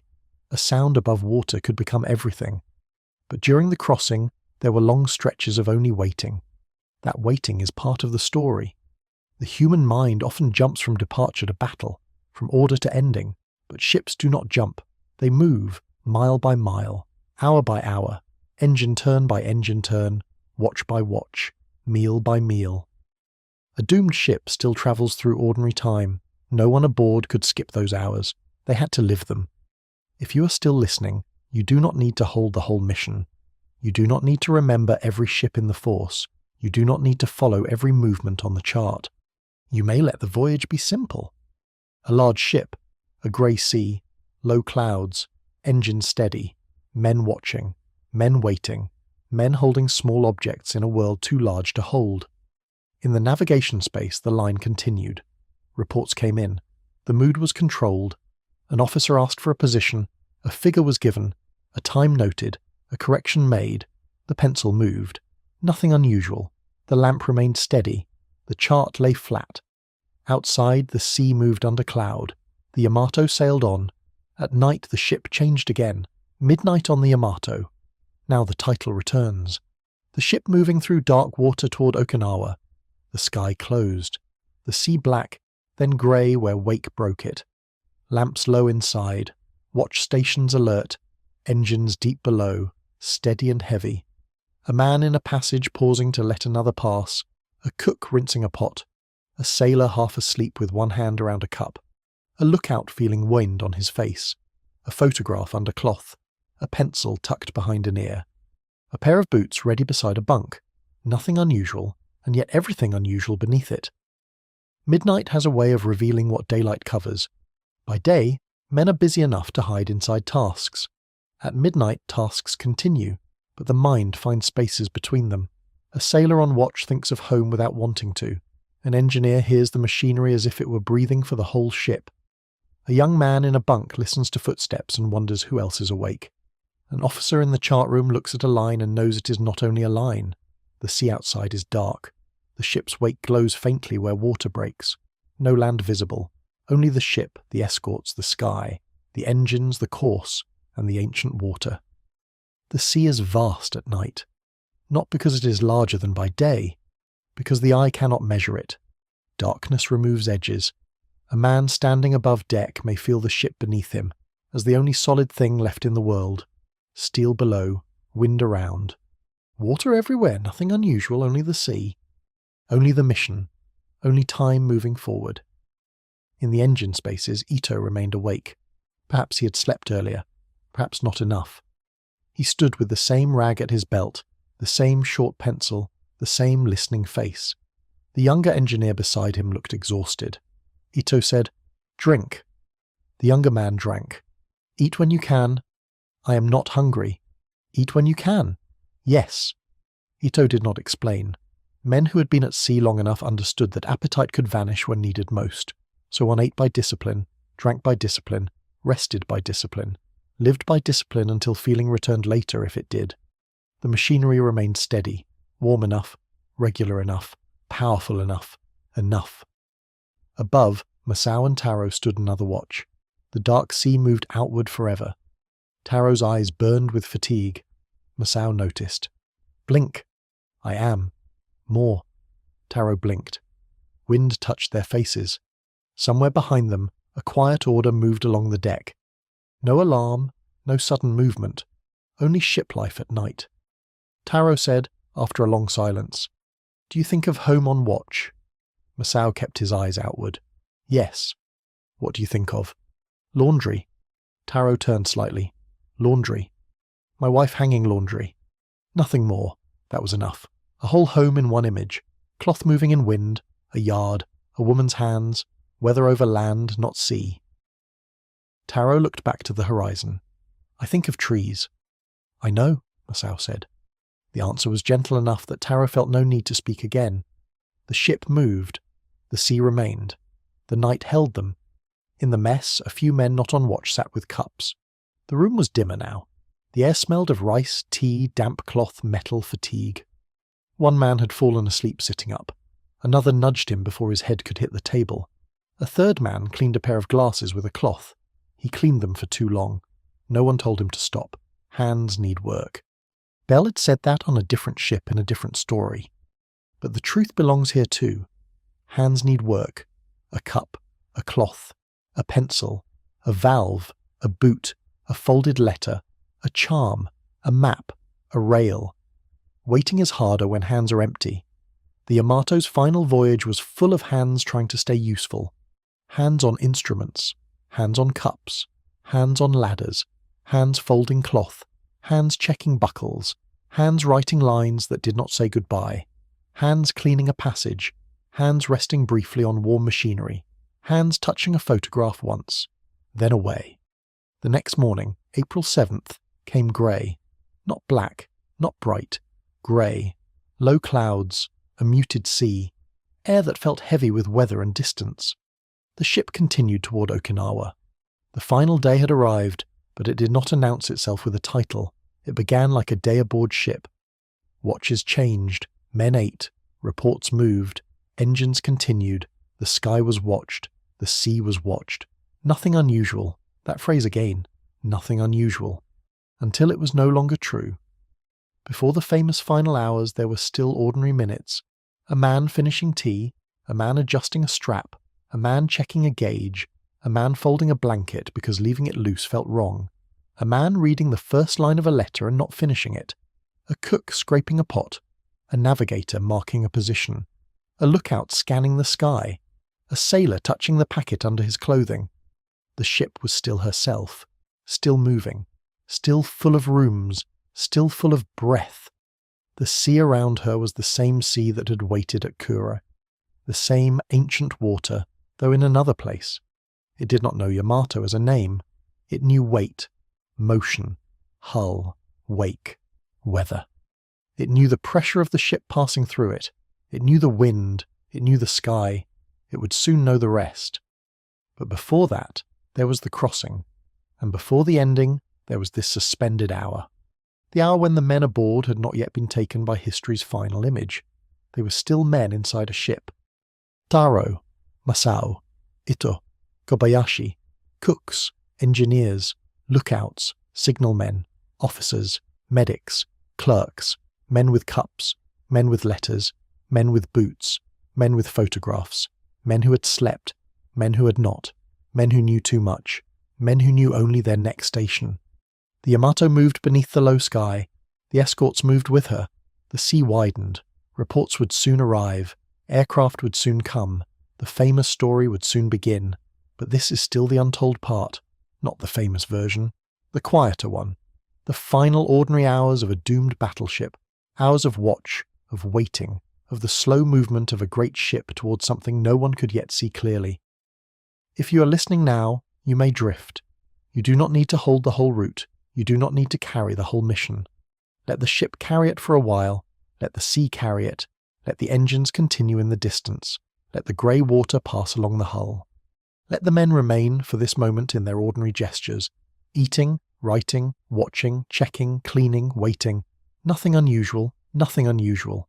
The clouds are low, the engines are steady, the chart is marked, the cup is warm, the photograph is folded, the boots are tied, the watch is set, the sea is vast, the Yamato sails on, and somewhere beyond the grey horizon, the final hours are approaching, still unseen, still unnamed, still only a pressure in the distance.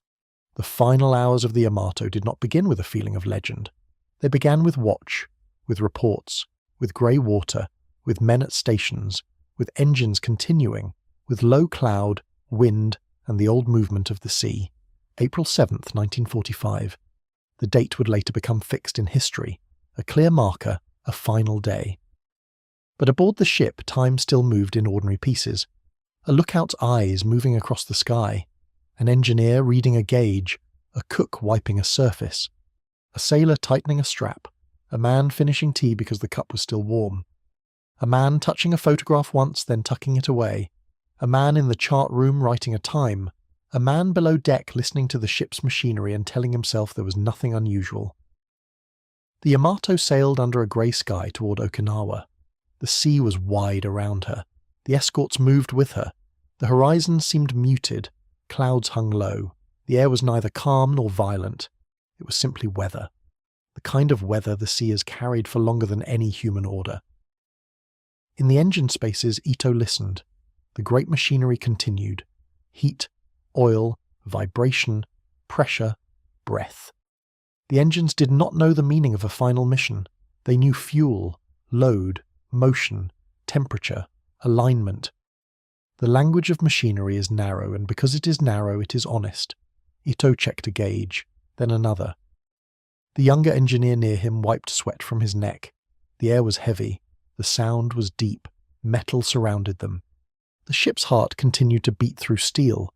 Nothing unusual, or almost nothing. Above, Masao watched the sky. Taro stood near him, younger, quieter than usual, his eyes moving more slowly now because Masao had taught him how to look without wasting strength.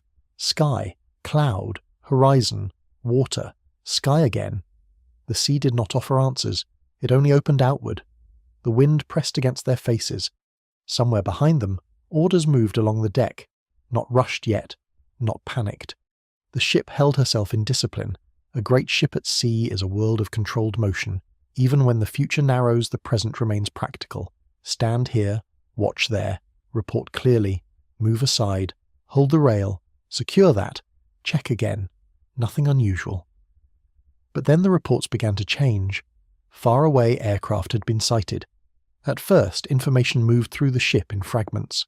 A report, a confirmation, a change in posture, a tightening of attention. The sky became no longer only sky. The watch sharpened. Men who had been waiting became men preparing. The Yamato was still moving through water, but now the air above the water had entered the story fully. By 1945, the men aboard understood what aircraft could mean. They did not need dramatic language. They did not need speeches. They had lived through enough war, enough news, enough loss, enough changed naval reality to understand. The sky could reach a ship. The sky could find steel on open water. The sky could make the largest vessel feel small. Still, the men did what men do aboard a ship when danger becomes real. They went to stations, they followed orders, they checked what could be checked, they handled what could be handled. They did not become symbols. They remained men inside tasks. He checked, he carried, he loaded, he listened, he reported, he waited, he breathed. In the chart room, the line toward Okinawa still lay on the paper. A pencil rested near it. The lamp was steady. A mark had been made, another time written. The chart did not tremble. Paper rarely shows the full truth of the room. Outside, the ship's movement continued. Inside, officers and crew worked through the next necessary details. Position, course, aircraft reports, orders. The line on the chart was still clean. The sea was not. The sky was not. Human fear was not. But the line remained, a path drawn through uncertainty. In the mess, the ordinary life of the ship had already begun to dissolve into readiness. Cups were left, bowls shifted. A man who had intended to finish a letter folded it quickly instead. A cook moved items away from where they might fall. The room still smelled of rice, tea, steam, salt, damp cloth and metal. But the meaning of the smell changed. A mess room before action is a place caught between meal and memory. Food remains. Voices change. A cup cools. A man looks back once, not because the cup matters, but because the ordinary world has just stepped away. Kobayashi put the unfinished letter to his sister inside his clothing. The line about the roof remained there. If the roof still leaks, place the basin near the back wall, not the door. A practical sentence. A sentence from home. A sentence from another life. He did not know whether it would ever travel, but for now it stayed close. Taro touched the cloth packet beneath his uniform. Photograph. Charm. Leaf. He did not open it. There was no time. He only made sure it was there. Masao saw the movement. This time he did not tell him to check his boots. There are moments when care must become silence. The first aircraft came not as a single image, but as many points of attention. Sound, movement, reports, shapes in cloud. The sky that had been watched for hours now answered the watching. The Yamato and her escorts prepared to defend themselves. We will not turn this into spectacle. We will not stay in the noise.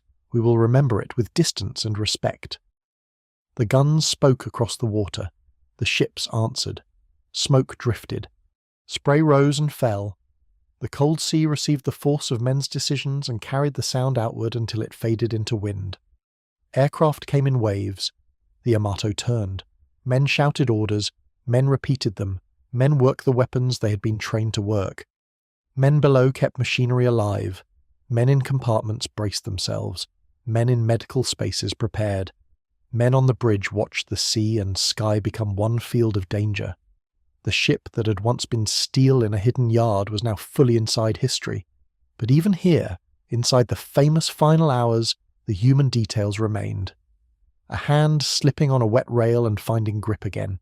A mouth dry from smoke and fear. A man searching for a pencil. A man handing water to another without looking. A young sailor repeating an order because repeating it made his own hands move correctly. An engineer leaning close to hear a change beneath the larger sound. A lookout with wind in his eyes. A cup rolling once, then stopping against a wall. A lamp swinging. A photograph pressed flat beneath cloth. A letter folded against the chest. The first strike shook the ship. A great vessel can seem almost impossible until it is struck. Then men remember that steel is not invincible. Steel bends. Steel burns. Steel floods. Steel carries shock. Steel transfers force into bodies. The Yamato absorbed damage and continued for a time. The engines worked. The ship moved. The men remained at stations. Water came where water should not. Smoke came where air had been. The list of problems grew. The great internal city of the ship became harder to move through. Passages changed. Ladders changed. Familiar routes became blocked or dangerous. Men who knew the ship well had to learn her again under impossible conditions. This passage no longer. That ladder. Move carefully. Carry him. Close that. Open here. Report. Repeat. Again. Nothing unusual was gone now. The phrase could no longer hold. In the engine spaces, Ito felt changes through the ship before every report reached him. Vibration altered. Pressure shifted. Heat changed. The machinery still worked, but the ship around it was wounded. He moved from gauge to gauge. The younger engineer looked at him. Ito did not offer comfort he could not justify. He gave orders. Short. Clear. Useful. That was his form of steadiness. A man who cannot make the world safe can sometimes make the next action clear. Check this. Hold there. Watch that. Report if it changes. Drink when you can. Do not stand there. Again. In the medical spaces, supplies became hands. Bandages were used. Water was used. Clean cloth became necessary. Men came in with faces altered by shock, pain, smoke, and disbelief. The medical crew worked inside sound, movement, and heat. They did not have enough of anything. No disaster gives enough. So they used what they had: a table, a cloth, a basin, a hand on a shoulder. A voice saying stay still, a voice saying breathe. A voice saying your name has been written down. Names mattered here too. Even aboard a doomed ship, a name was not cargo. A name was a man held in speech. Above, the attacks continued. The Yamato's guns answered. The sky moved. The sea moved. Smoke drifted low. Spray rose. The ship turned, slowed, adjusted, took more damage. The story of naval battle can be told in numbers: aircraft, torpedoes, bombs, hits, times, angles, lists. Those details belong to history, but tonight we hold the human scale. We hold a man with salt water on his face, a man with oil on his hands, a man with a letter inside his shirt, a man who remembers laundry moving in wind, a man who remembers trees, a man who hears the engines and knows they are changing, a man who gives an order because silence would be worse, a man who is afraid and still moves. Fear was everywhere, but it did not always look like fear. Sometimes it looked like anger, sometimes like silence, sometimes like precision, sometimes like a man doing a familiar task with unnatural care, sometimes like a joke too dry to laugh at, sometimes like a hand touching a charm, sometimes like a sailor checking his boots again for no reason, except that a tied boot was one small proof of order. The Yamato continued to take damage. Flooding spread. The ship began to list. A list at sea changes everything. The floor is no longer certain. A passage is no longer the same passage. A ladder is no longer the same ladder. Objects slide. Water moves differently. Men adjust their bodies without thinking, knees bending, hands reaching. The ship's internal world tilts. The mind resists at first. It expects level. Steel should be level. Decks should be level. Tables should be level. Cups should stay. But the sea and damage rewrite the room. In the mess, bowls shifted. In compartments, loose objects moved. In passages, men braced themselves. On deck, the horizon changed its angle. The sea which had been below seemed to climb. The Yamato was still massive, still powerful, still named with an ancient weight. But now she was also a wounded body in water. The sea had waited since Kure. The sea did not rush. It received each change. More water, more weight, more list, more smoke, more silence in places where men had been. Taro found himself moving through a passage with others. The details were confused, not because he lacked courage, because the human mind cannot record everything inside force. He remembered a hand on his shoulder, Masao's voice perhaps, or someone else's. He remembered the smell of smoke, the angle of the deck, a lamp swinging, a man saying a name over and over, not loudly, but as if the name itself were a rope. He remembered touching the packet inside his clothing and feeling it still there. Then he remembered being told to move, so he moved. Masao, wherever he stood in those minutes, would have watched until watching became action. Lookouts are trained to see. But there are moments when seeing is no longer enough. A man must help, carry, guide, shout, pull, brace, find the next space. The sky above remained full of motion. The sea below remained vast. The ship between them struggled. In the engine spaces, the situation grew worse. The great heart of the ship could not beat forever under such conditions. Ito understood more from sound and movement than many would from reports. He knew when a machine was fighting. He knew when a ship's power remained, but time had narrowed. The younger engineer looked at him again. This time Ito said only, "Stay with the work." It was not enough. It was all there was. Stay with the work. A phrase for machinery. A phrase for fear. A phrase for the final hours of any human task. The ship's list increased. The damage became irreversible. Orders changed. Men who had been fighting the battle now had to fight for survival. This shift is one of the hardest truths at sea. A ship can be a world, a home, a weapon, a symbol, a duty station, a city of steel. Then, if the sea enters too far, it becomes a place to leave. Leaving a ship is not simple. It is not clean. It is not an image. It is cold, difficult, crowded, frightening, and full of decisions made too quickly. But in this story, we do not linger on suffering. We keep distance. We keep respect. We remember the scale without turning it into spectacle. Men moved toward exits where they could. Men helped one another where they could. Some could not. The Yamato tilted further. Smoke and sea and steel became the final environment.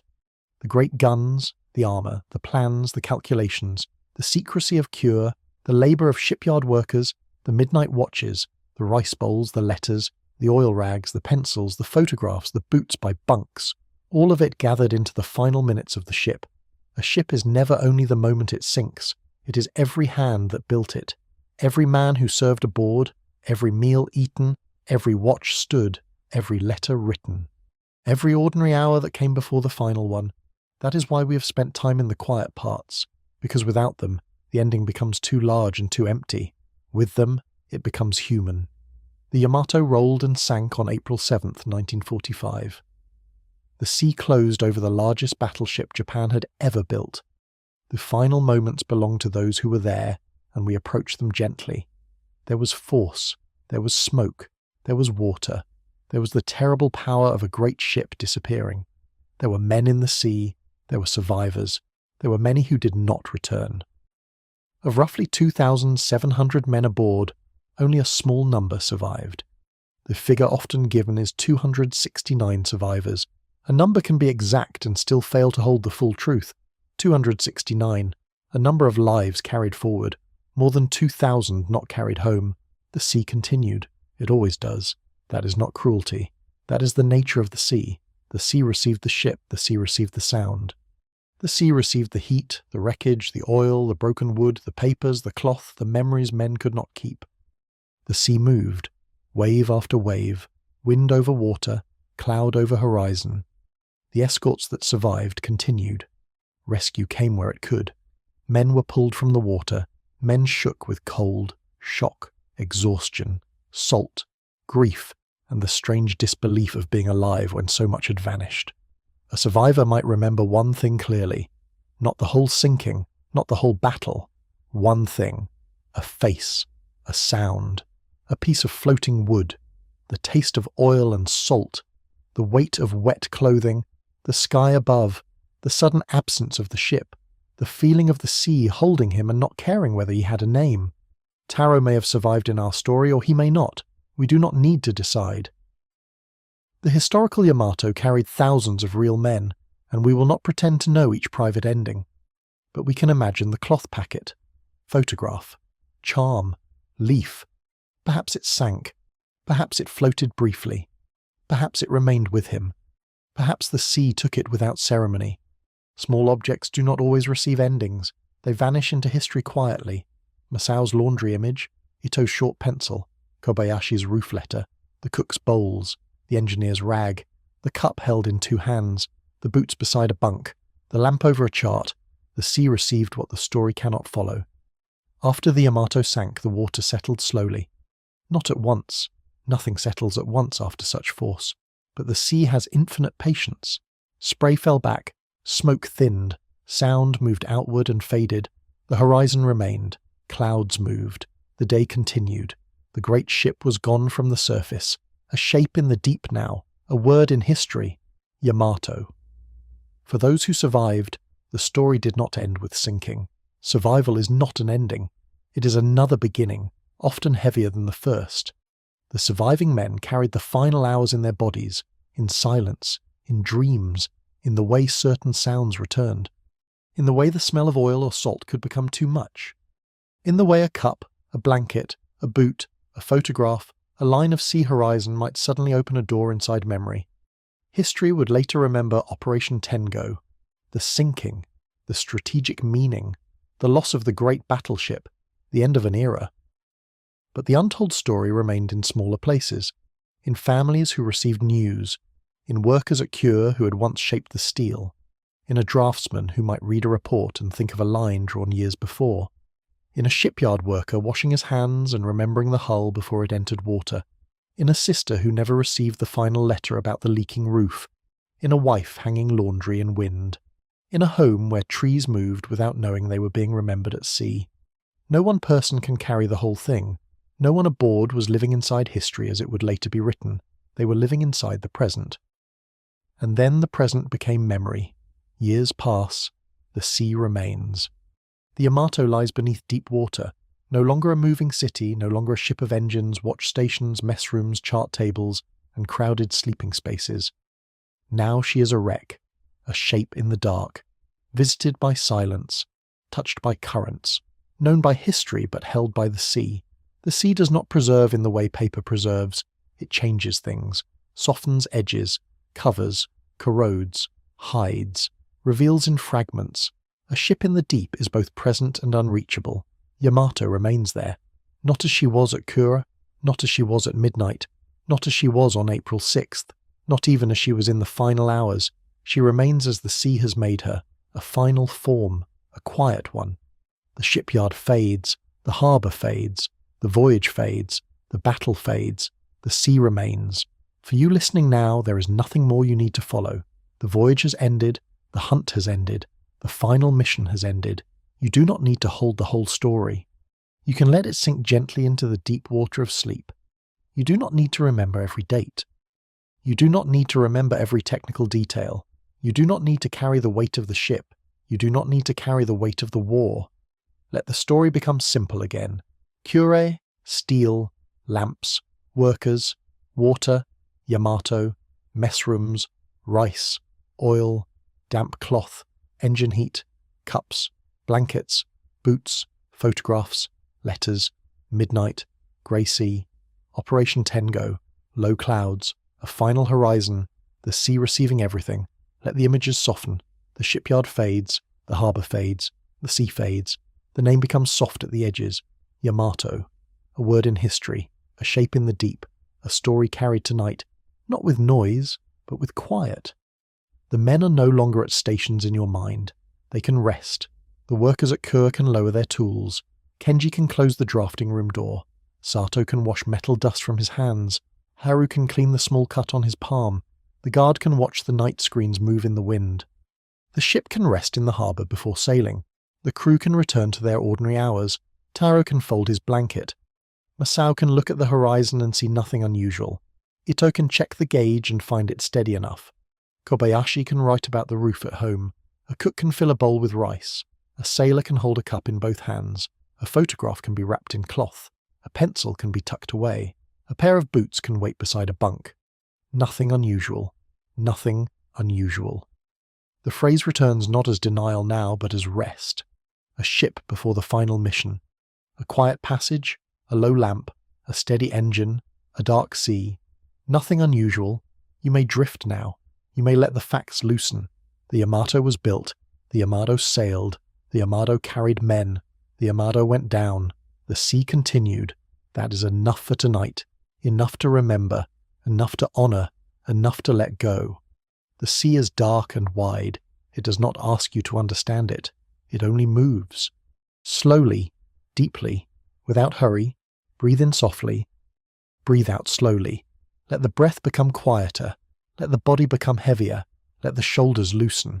Let the hands rest. Let the jaw soften. Let the eyes be closed. There is nowhere you need to go. There is no task you need to finish. No thought you need to hold tightly in your mind. Only the sea, only the dark water, only the name becoming soft at the edges. Yamato. A word in history, a shape in the deep, a story carried tonight, not with noise, but with quiet. Breathe in softly. Breathe out slowly. Again. Breathe in softly. Breathe out slowly. The shipyard fades. Cranes fading into mist. Lamps low over drafting tables. Steel cooling in the night air. Workers walking home. The harbour fades. Kure under a dark blue sky, rope, wood, salt, oil, metal. The inland sea moving gently, the ship at rest. The corridors fade. Mess room, engine room, chart room, sleeping space, deck. A cup on a table, a folded blanket, a lamp under shade. A pencil beside a notebook, boots placed carefully, a photograph wrapped in cloth. The voyage fades, low clouds, grey water, watchkeepers, engines, a chart line. Men eating, writing, checking, waiting. Nothing unusual, nothing unusual. The final sound fades, the sea widens, the horizon softens, the water grows dark and deep. Yamato. A shape below, a silence above, a memory held by the sea. You do not need to follow it farther. Let it rest below the waves. Let the names be held with respect. Let the story be quiet now, not forgotten, only quiet. The sea carries what cannot be carried by one person alone. The sea carries weight. The sea carries silence. The sea carries the last shape of the ship. The sea carries the word until it becomes soft. Yamato. Softly now. Yamato. The great ship is no longer moving. The engines are still. The lamps are out. The chart is closed. The watch has ended. The cups are empty. The blankets are folded. The letters are silent. The photographs are hidden in memory. The boots no longer need to be tied. The sea is wide. The sea is dark. The sea is calm enough for sleep. Breathe in softly. Breathe out slowly. Let the breath become quieter. Let the body become heavier. You're not in the shipyard. You're not at sea. You're only listening in a quiet room. The story has done its work. It has carried you through steel, water, midnight, and memory. Now it can release you. The shipyard fades. The harbour fades. The sea fades. The name becomes soft at the edges. Yamato. A word in history. A shape in the deep. A story carried tonight, not with noise, but with quiet. Breathe in softly. Breathe out slowly. Nothing urgent. Nothing to finish. Nothing to hold. Only quiet. Only water. Only sleep.